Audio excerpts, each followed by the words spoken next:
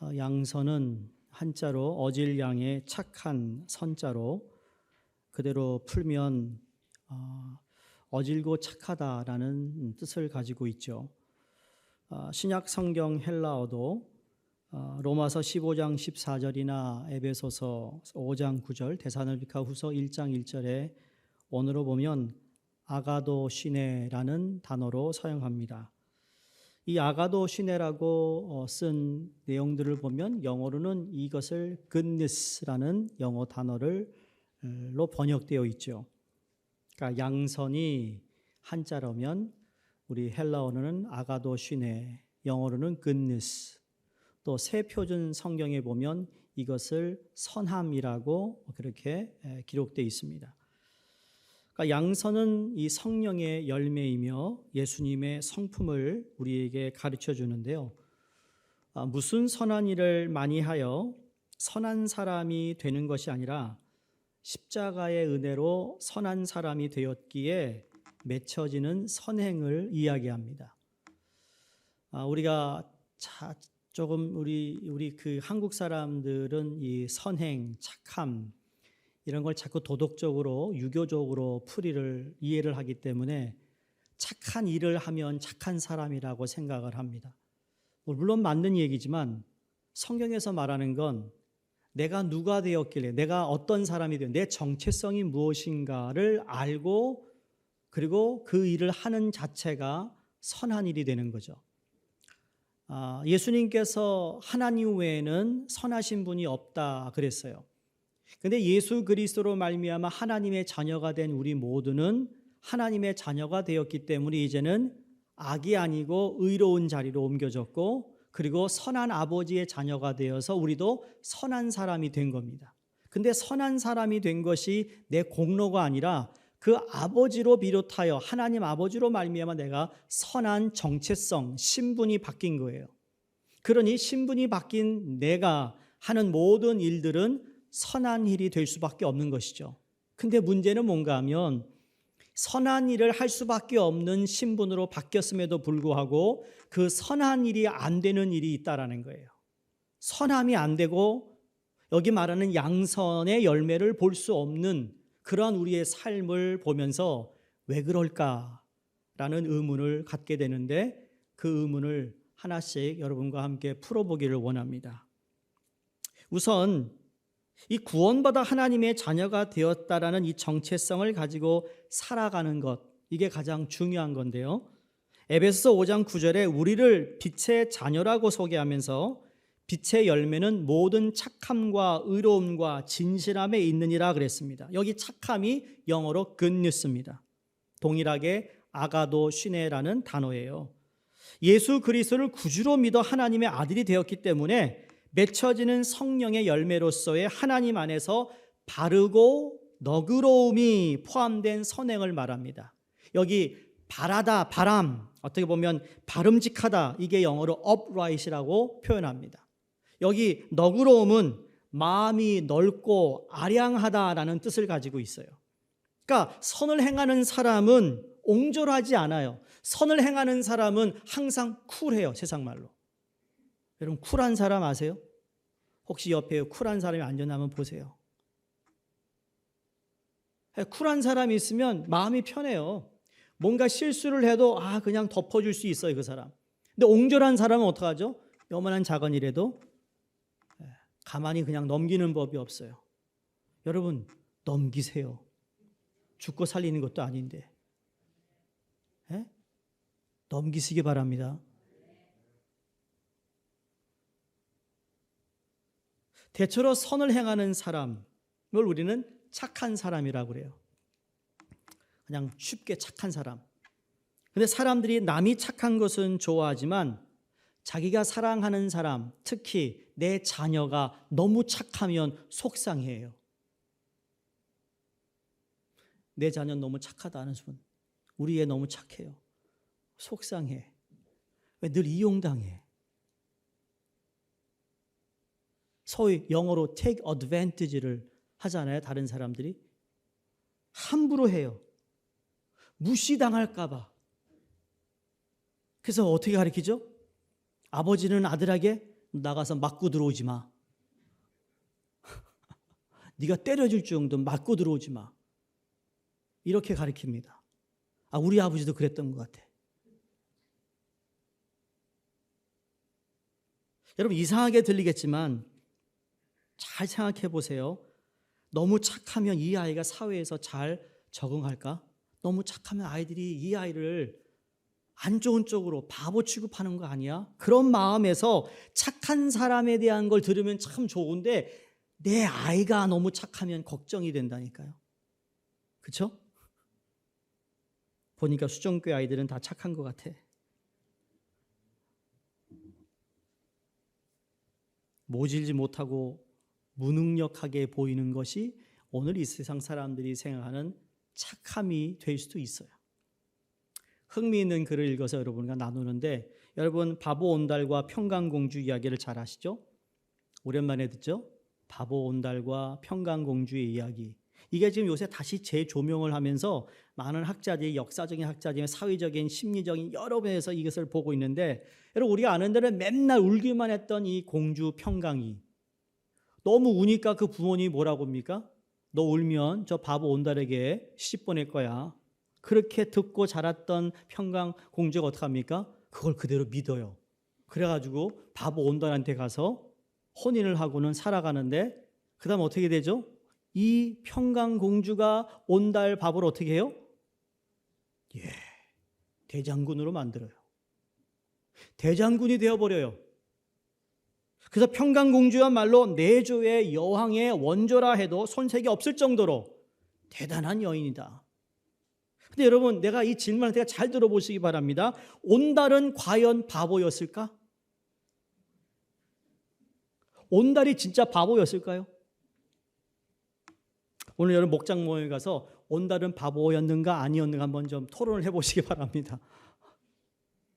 여러분 그가 정말 바보였다면 오늘날로 말하면 여러분 지적 장애를 가지고 있었다면 어느 정도 자기의 역할을 할 줄 아는 사람까지는 되었을지언정 역사에 남는 대장군이 되기는 어려울 것이라는 거예요. 그래서 바보 온달을 다시 조명하고 있는 가운데 제가 한 가지 견해를 말씀드리고 오늘 말씀과 연결해 보려고 합니다. 온달이 정말 바보였다기보다는 당시 사회의 시각으로 볼 때 바보로 불린 만큼 착했던 인물은 아니었을까라는 거예요. 너무 착했다라는 거예요.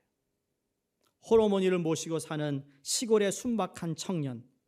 그러니 배운 것은 없고 학문과 교양은 없었을 것입니다. 그의 특징은 사람들이 놀리고 바보 취급을 해도 결코 부정하거나 화내지 않아서 더욱 사람들의 놀림을 받았던, 다시 말하면 착해도 너무 착한 사람이었더라는 거죠. 왕궁에서까지 바보로 소문날 정도로 그의 착한 심성이 대단했었던 것을 알 수 있습니다. 여러분 시대를 넘어 역사를 넘어서 소문날 정도의 착한 사람이 바로 온달이었다라는 겁니다. 그런 착함은 세상이 감당하지 못해 바보 취급을 하더라는 거죠. 오늘날 이렇게 바보스럽게 착한 사람이 살 수 있을까요, 여러분? 우리 주위에 이런 착한 사람이 있다면 여러분 용납할 수 있을까요? 그저 내가 이용하기 좋으니까 좋아는 하지만 그런 사람을 고용인으로 두지는 않을 것입니다. 아마 이 땅에서 살아남기가 참 힘들 것이에요. 정말 바보로 낙인 찍혀 그저 이름도 없이 사라져버리진 않겠는가. 물론 평강공주와 같은 그 사람의 가치를 인정하고 세워주는 사람이 곁에 있다면 위대한 사람이 될 수 있을 것입니다. 하지만 오늘날 사람들은 완성된 사람을 원하지 그런 바보같이 착한 사람은 거들떠보지도 않는다라는 거예요. 오늘 저희가 나눌 양선이라는 이 단어에서 착한 마음에 라는 착함에 뭔가 하나님이 우리에게 주시고자 하는 그러한 교훈이 진리가 담겨져 있다는 것을 발견합니다. 여러분 예수를 믿어 그리스도인이 된 저희를 볼 때 세상은 뭐라고 그러죠? 바보 같다. 그런 소리 들어보셨어요? 예수 믿는 사람 바보 같다. 여러분 바보세요? 바보라서 이렇게 눈이 오는 아침에 눈을 쓸고 여기까지 와서 예배 드리고 있어요? 바보라서? 여러분 바보이어서 교회를 이렇게 열심히 섬기시나요? 여러분 바보이어서 내가 애써 일해서 물질을 하나님께 이렇게 드리나요? 바보라서?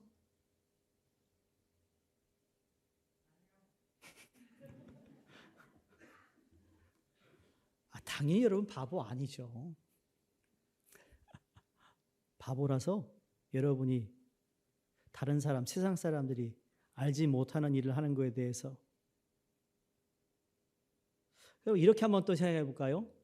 나는 그 바보라는 말을 듣기 싫어서 남에게 지지 않으려고 손해보는 일은 절대 하지 않고 세상의 이치를 따지고 또 따져 절대로 내는 손해보지 않는 삶을 사십니까?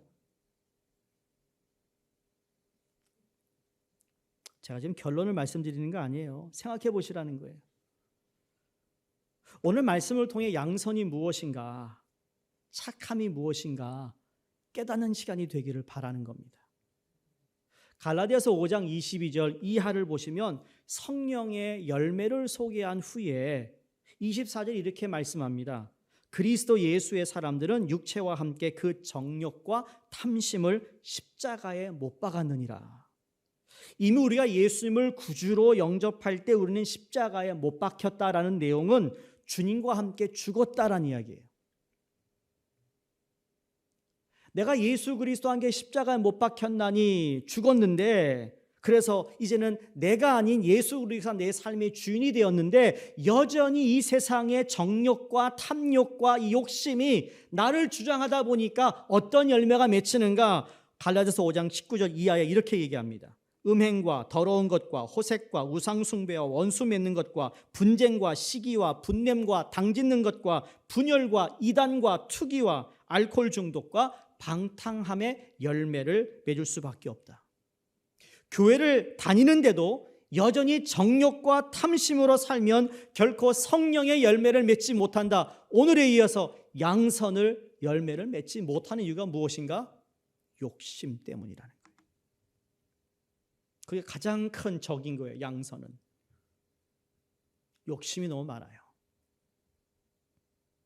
우리가 잘 아는 갈라디아서 2장 20절에 내가 그리스도와 함께 십자가에 못 박혔나니 이러므로 그런즉 이제는 내가 사는 것이 아니요 누가 살아요? 오직 내 안에 그리스도께서 사시는 것이라.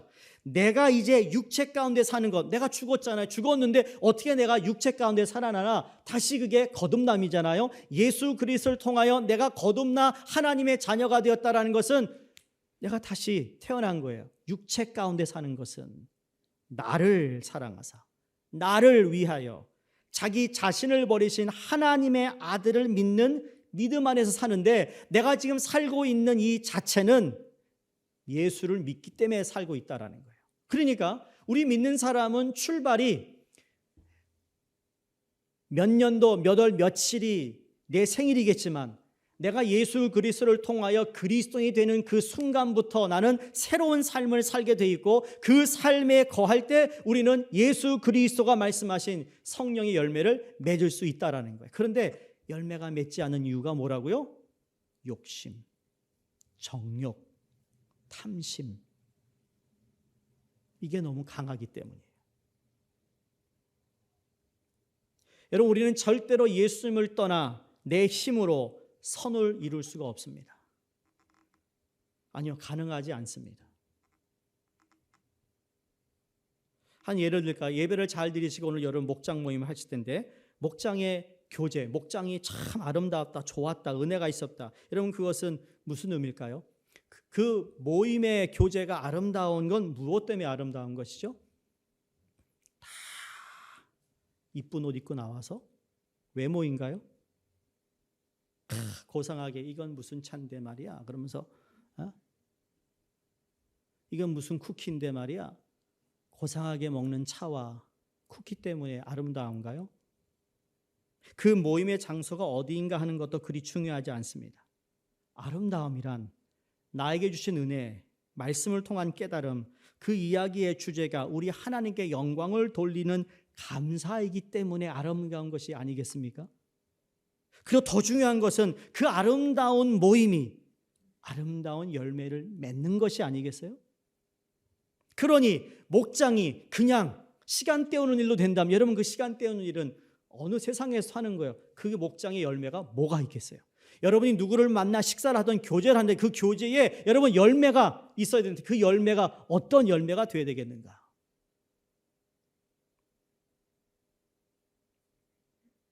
칭찬하기보다는 험담하기 좋아하고 성경 보고 기도하기보다는 핸드폰으로 재미있는 동영상을 보는 것을 더 좋아하고 그래서 기도할 때는 왜 이렇게 시간이 안 가나 하는데 핸드폰을 보고 있다면 왜 이리 시간이 빨리 가나. 이게 인간의 연약함이죠. 스스로 마음 먹은 대로 되지 않는다라는 겁니다.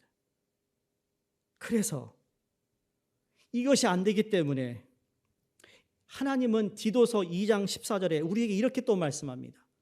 그가 우리를 대신하여 자신을 주심은 모든 불법에서 우리를 속량하시고 우리를 깨끗하게 하사 선한 일을 열심히 하는 자기 백성이 되게 하려 하심이라 그랬습니다. 그걸 못하기 때문에 예수님이 오셨고 우리를 위해 죽으셨고 우리 모든 죄를 속량하시고 깨끗하게 하셔서 선한 일을 할 수 있도록 주님께서 그 길에 서 계시는데 우리가 할 일은 뭐라고요? 서 계신 주님을 바라보고 그분이 계신 곳에 자꾸 가려고 해야 된다는 거예요. 가야 한다는 거예요. 그분이 계신 곳에. 그 중요한 것은 선한 행위를 해서 선한 사람이 되는 것이 아니라 예수님을 우리의 주인으로 모시는 선한 사람이 되었기 때문에 선한 행위가 나오는 줄로 믿습니다. 여러분 내가 누구인가가 중요한 거예요. 내가 누구인가를 알아야 된다고 그랬어요. 예수님의 성품 담기 제일 첫 번째 설교 때 여러분 사랑 이야기할 때 제가 말씀드렸죠. 여러분이 질문해야 될 질문은 뭐냐면 삶의 현장에서 나는 누구인가입니다. 두 번째로 나는 누가 되고 싶은가? Who am I want to be? Who do I want to be? 이거에 대한 질문을 계속해야 되는 거예요. Who am I? Who am I? 여러분 누가 되고 싶으세요? 몇 주째 나누는 예수님의 성품을 담아가고자 하는 마음, 여러분 이 열정이 여러분이 있기를 간절히 소원합니다. 축원합니다.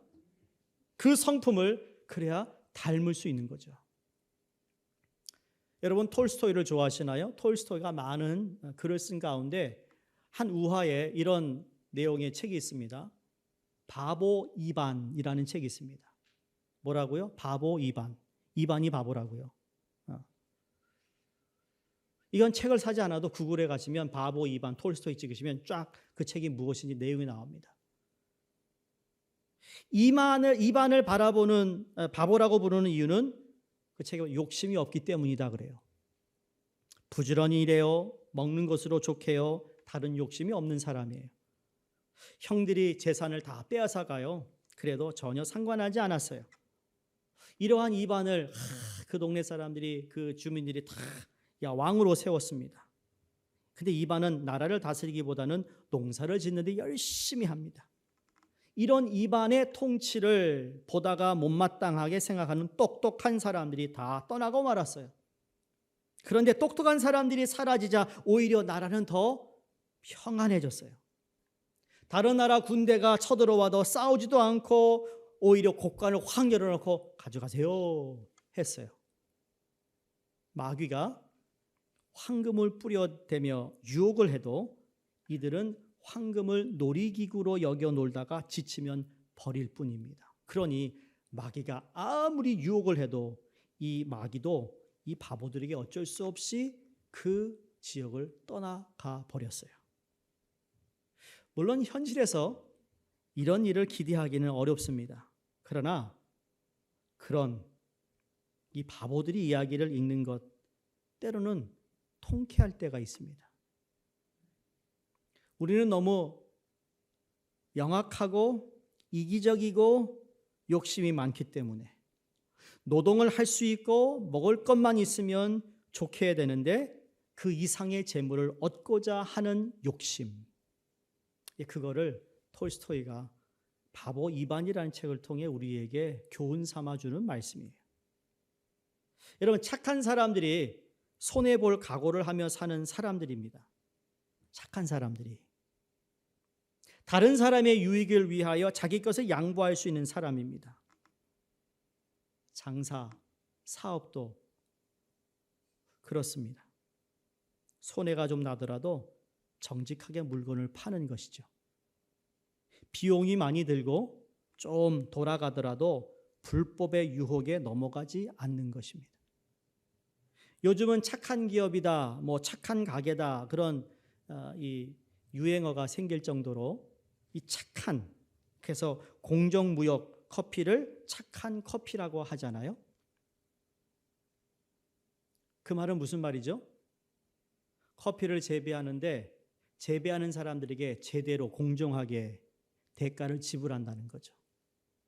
근데 대가를 지불하지 않고 기업들이 말도 안 되는 하루에 돈을 주고는 이 사람들은 엄청난 돈을 버는 공정하지 않는 무역들이 오늘날 얼마나 많아요. 그걸 캐피탈리즘이라고 얘기하겠지만, 그러나 믿는 사람은 공정하게 모든 것을 해야 된다는 이야기죠. 여러분, 우리가 착하지 못한 이유는 욕심이나 그런 미련 때문이 아닐까라는 의문을 갖게 됩니다. 성경은 그 많고 많은 것 가운데 이 양선을 예수님의 성품이라 말할 때는 그만한 이유가 있지 않습니까? 우리의 세상을 살아가면서 세상 사람들이 가지고 있는 이치와 세상 사람들이 만들어놓은 법칙을 다 지켜가지만, 그러나 우리가 지켜야 할 것이 있다라는 거죠. 그게 뭐냐? 선하게 살아야 된다는 거예요. 왜? 내 하나님 아버지가 선하시기 때문에. 여러분, 그래서요, 목사님, 나 이거 정말 돈 버는 거 욕심이 많아요. 돈 많이 버세요. 이 욕심이, 여러분, 그 욕심, 나 정말 미련이, 이 욕심 내가 버릴 수가 없는데요. 그러면 더 큰 욕심을 하나 가져보세요. 가르쳐 드릴까요? 어떤 욕심인가?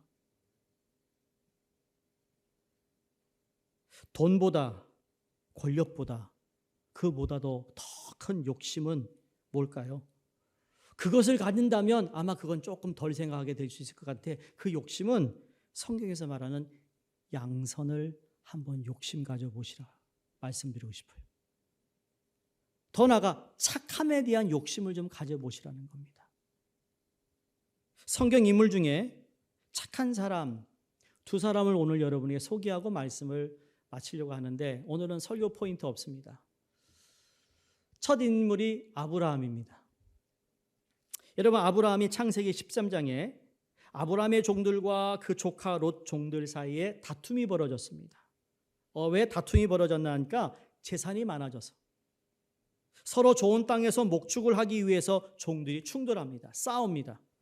이때 아브라함이 결단을 내리죠. 어떤 결단을 내리는가 하면 창세기 13장 9절에 조카 롯아, 일로 와봐. 저 넓은 땅을 보여주면서 네가 좌하면 내가 우하고 네가 우하면 나는 좌할게. 네가 먼저 골라.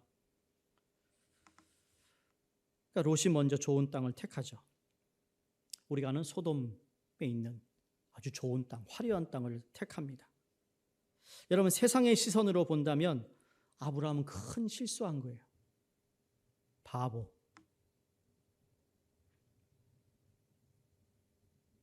아브라함이 이런 결정을 할 수 있었던 중요한 원인 중 하나가 창세기 13장 9절에 또 나옵니다. 이렇게 얘기합니다. 우리는 한 골육이라 하니 나나 너나 내 목자나 내 목자나 서로 다투게 하지 말자. 한 골육이다. 무슨 말이에요? 아브라함은 재산보다 한 가족이라는 인간관계를 더 소중하게 여겼다라는 거예요. 사랑이라는 보다 숭고한 가치를 위해서 물질이나 시간을 포기할 줄 알았다는 이야기예요.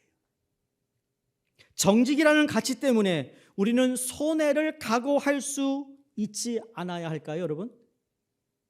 자기 인생이라는 멋진 작품을 만들려는 욕심에 우리는 그 이하의 것들은 포기할 수 있어야 하지 않느냐라는 겁니다. 고상한 것을, 더 높은 것을 우리가 찾을 때 여러분, 우리는 오히려 우리 인생이 착해지고 더 멋있어질 수 있다는 생각을 해봅니다. 그러면 우리 믿는 신앙인들에게 있어서 최고의 가치는 무엇일까요? 두 가지인데, 하나는 예수 그리스도시고 두 번째는 하나님의 나라라고 생각합니다.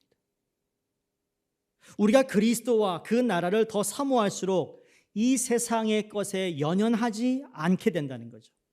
세상의 것을 빼앗기고 손에 날지라도 그것 때문에 가슴 아파하지 않는다라는 거예요.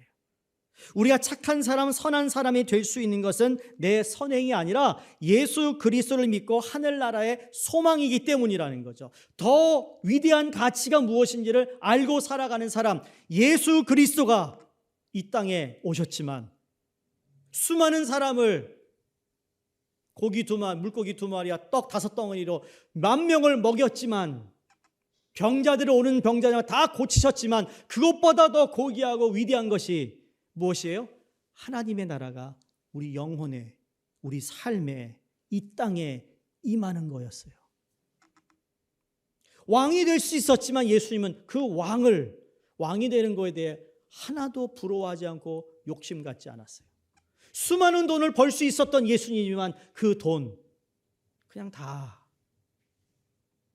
연연하지 않으셨어요.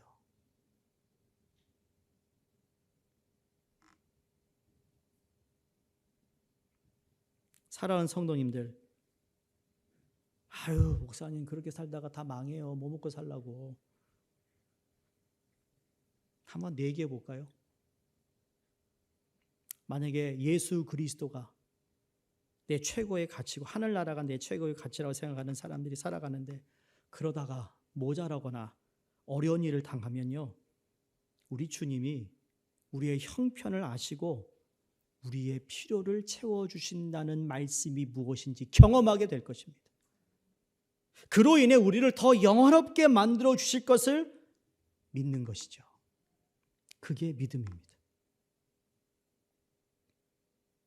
아브라함이 바보 같은 결정, 착해서 조카에게 내어준 땅 어떻게 되었습니까? 우리 결론을 잘 알잖아요.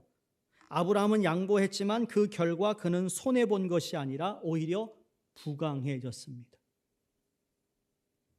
오히려 그 좋은 땅을 택했던 롯의 가정은 어떻게 되죠? 거기에 전쟁이 벌어져서 포로로 끌려가는데, 끌려가는 롯의 조카의 가족을 위해 아브라함이 가지고 있었던 자기의 군대를 풀어서 조카의 가족을 다 구출해냅니다. 여러분, 착한 사람, 성경에 말하는 선한 사람, 양선의 사람이 바로 하나님의 복을 받는다는 것을 오늘 말씀해 주고 있습니다. 그러한 선한 삶 자체가 행복이며 존귀함을 얻는 삶이라는 것입니다. 두 번째 인물은 요셉입니다. 요셉은 어릴 적에 아버지의 사랑을 독차지했어요. 아버지의 사랑을 독차지했던 요셉은 형들의 무한한 시샘을 받게 되죠. 아버지가 채색 옷을 요셉에게 지어서 입혀줍니다. 시기를 더 받게 되죠. 거기에다가 불을 끼얹는 이야기를 합니다. 자고 일어났는데 형들에게 형들의 단이 자신의 곡식단에 절을 했다라고 이야기합니다. 속에서 부글부글 끓었습니다. 또 자고 그 다음날 냈더니 해와 달과 별들이 열 별들이 자신을 향해 절을 하더라. 여러분, 이런 얘기를 들으면 어떻게 됩니까?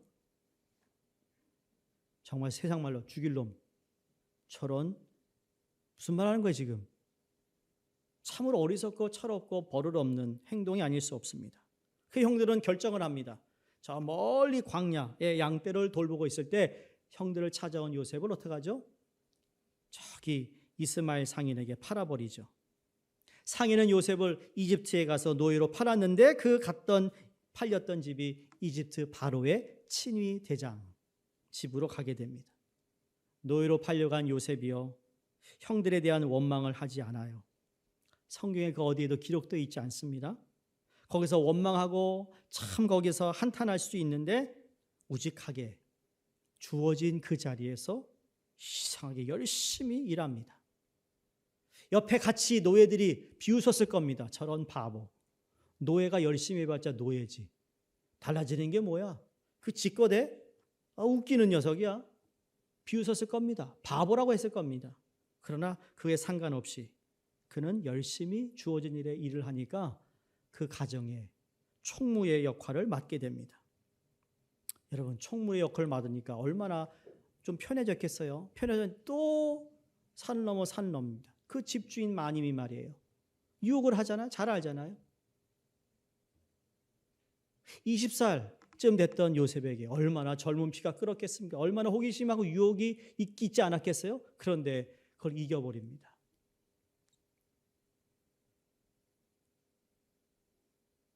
붙잡힌 겉옷을 내팽긴 채 그 자리를 피해버린 요셉. 그로 인해 무고를 당하고 명확한 물증이 있고 권력을 쥐고 있는 마님의 소리가 힘이 있지 한낱 노예의 말이 무슨 힘이 있겠어요? 그렇게 감옥에 들어갑니다. 그 마님에 대한 악행에 대해 원망하거나 떠벌리지도 않습니다. 그저 이제 자신의 자리에서 또 성실하게 일합니다. 죄수가 감옥에서 일하면 뭘만 하겠어요? 다시 바깥 세상으로 나간다는 보장도 없는 그러한 가운데서 열심히 일합니다. 또 옆에 있는 죄수들이 뭐라 그럴까요? 그래, 너 잘났다. 바보같이. 뭐 하는 짓이냐? 아무런. 그럼 너 누구한테 인정받으려고? 받아서 뭐 하려고? 별별 소리를 다 들었겠죠. 그런데 그것에 전혀 신경 쓰지 않고 주어진 일에 열심히 해요. 그래서 이것이 반복되는 게 요셉의 인생이었어요. 생각해 보세요. 정말 바보 같은 왜 그런 일을 했을까? 요셉의 이 모든 행동이 바보 같았다면 여러분 요셉을 멋있다고 말합니까 오늘날? 요셉이 했던 행동이 다 바보 같은 짓이었다면 여러분 오늘날 왜 요셉을 그렇게 위대한 인물로 뽑을까요? 여러분 자녀의 이름을 요셉으로 지었을 때는 요셉 같은 인물이 되라고 요셉을 지은 거 아니겠어요? 근데 그 요셉이 바보였습니까? 요셉이 영웅이고 민족을 구한 하나님의 사람이 아니었습니까? 그가 그런 바보 같은 모습으로 수고를 자처한 이유가 어디에 있었을까? 여러분 어디에 있었을까요? 그런 바보라는 이야기를 들으면서도 꾸준하게 자기에게 주어진 일들을 성실히 행했던 요셉은 도대체 무엇을 바라보았을까? 분명히 하나님을 보았다고 믿습니다. 여러분 세상의 눈으로 보면 바보같이 착하기만 해도 남에게 이용만 당하는 모습이지만 그는 하나님이 함께 하심을 보고 있기에 그분만 보며 살아갔던 요셉입니다. 그분만 바라보았기 때문에 자기 옷이 벗겨지는 것을 부끄러움을 마다하지 않고 도망가 감옥에 가게 된 신세가 되었어요. 바라보았기 때문에 오히려 철없이 형들에게 꿈 이야기를 했어요. 그런 삶에도 아픔은 계속됩니다. 감옥에서 만난 꿈 해몽을 주었던 관원들이나 나가서는 그를 까마득 잊어버리고 2년이라는 세월이 흘렀어요. 그의 인생은 버림받음, 이용당함, 배신당함의 연속입니다. 이 땅에서 선하게 바르게 산다는 것 여러분 그렇게 쉽지 않다라는 것도 우리는 알 겁니다. 요셉의 인생을 보면 알 수 있습니다. 정말 바보 같은 사람의 모습입니다. 근데 요셉이 살아온 삶의 원칙이 드러나는 순간이 있어요. 애굽의 나라가 위기에 닥쳐오자 드디어 요셉은 애굽의 국무총리가 됩니다. 그 노예가 죄수가 바보 같은 요셉이 국무총리가 됩니다. 그렇게 바보같이 원망하지도 미워하지 않았던 태도가 무엇인가? 창세기 45장 8절이 이렇게 말합니다. 나를 이리로 보낸 이는 당신들이 아니요 하나님이십니다. 유명한 말이죠. 형들이 나를 팔아서 여기까지 오게 된 것 아닙니까? 그래서 형들 내가 얼마나 고생한지 아십니까? 내가 17년의 세월을 그냥 그렇게 고생했는데 이렇게 얘기하지 않고 이렇게 된 것이 하나님의 계획이었습니다. 이런 바보. 여러분 이게 선함에서 시작되는 거예요. 세상이 말하는 우리 한국 사람이 얘기하는 착함. 여러분 그 차원과는 다른 거예요. 내가 착한 일을 해서 착하다는 얘기를 듣는데 여러분 그 착하게 하는 사람이 또 착하게 했지만 그 속은 정말 착했을까? 그 마음은 착했을까? 여러분 좋은 일 많이 하세요? 그 좋은 일을 많이 한 거 그 중심은 착했어요? 선했어요? 라는 것을 묻고 싶은 거예요.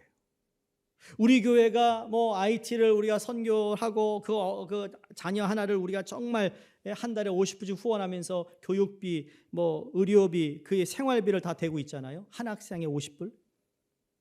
여러분 자녀에게 한 달에 얼마 쓰세요?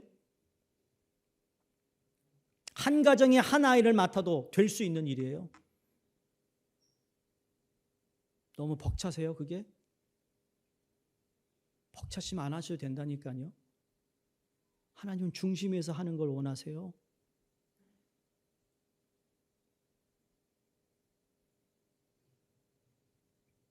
하나님의 선함은 그런 게 아니에요.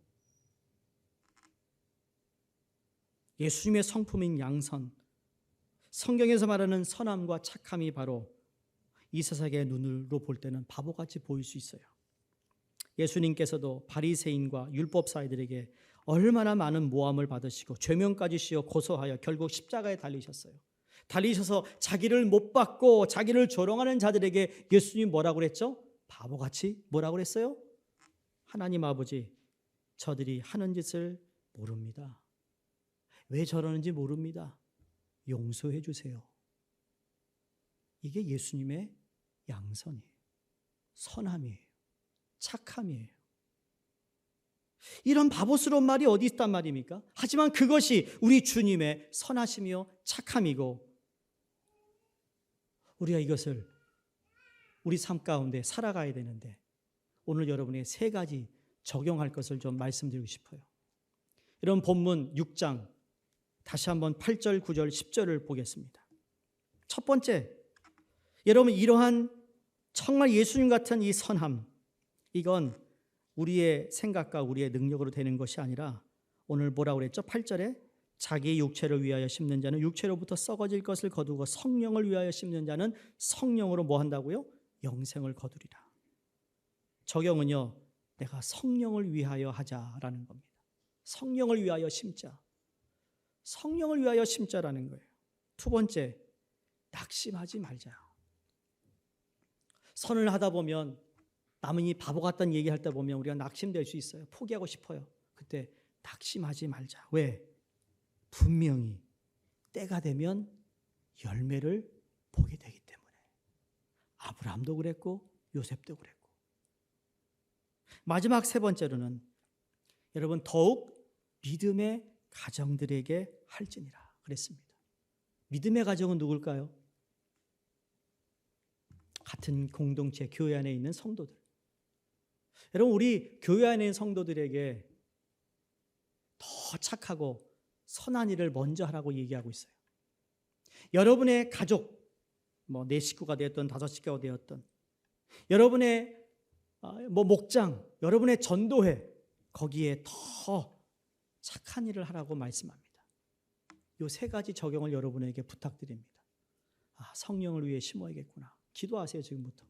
두 번째로는 그래 선을 하다 보면 나를 또 이용하려고 하고 참 나를 이렇게 안 좋게 그 속상한 마음, 그래도 하나님 앞에서 내가 받은 이 양선을 열매를 위해 여러분 포기하지 마시고 낙심하지 마시고, 세 번째로는 내게 가장 가까운 믿음의 가정들에게 먼저 하시기를 주의 이름으로 축원드립니다. 기도하겠습니다.